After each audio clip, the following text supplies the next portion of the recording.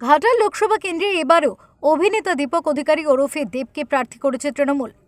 নিজের প্রচারে ঝড় তুলতে ময়দানে নেমেছে দেব স্বয়ং। পশ্চিম পাঁশকুড়া বিধানসভা রঘুনাথবাড়ি গ্রাম পঞ্চায়েত এলাকায় রোড শো করেন তৃণমূল প্রার্থী। রঘুনাথবাড়ির জোড়াপুকুর থেকে পদযাত্রা করে রঘুনাথবাড়ির ঠাকুর বাড়িতে পুজো দেন। সেখান থেকে চাইপুরে একটি চা চক্রে যোগ দেন। কর্মীদের সাথে বৈঠক করেন দেব। পরে সংবাদ মাধ্যমের মুখোমুখি হয়ে দেব জানান, তো তোমরা বলো কেমন লাগছে, তোমাদের কেমন লাগছে বলো। হ্যাঁ, ভালো লাগছে। 10 বছরের আগের ঘটনা আসছে, ফিরছে তো 10 বছরের যেই ভালো লাগাটা, যেই ভালোবাসাটা, আমারও তাই মনে হচ্ছে। এবং আমার কোথাও যেন মনে হয় কি গতবার থেকে এইবারে আমরা বিপুল ভোটে জিতবো, তার চেয়ে বেশি মার্জিন বাড়বে। কারণ মানুষের আস্থা বিশ্বাস আমার প্রতি শুধু বলবো না, মনে হয় দলের নেত্রীর প্রতি আছে না, যে 100 দিনের কাজ কেন্দ্র আটকে রেখেছিল সেটা নেত্রী করে দিচ্ছে।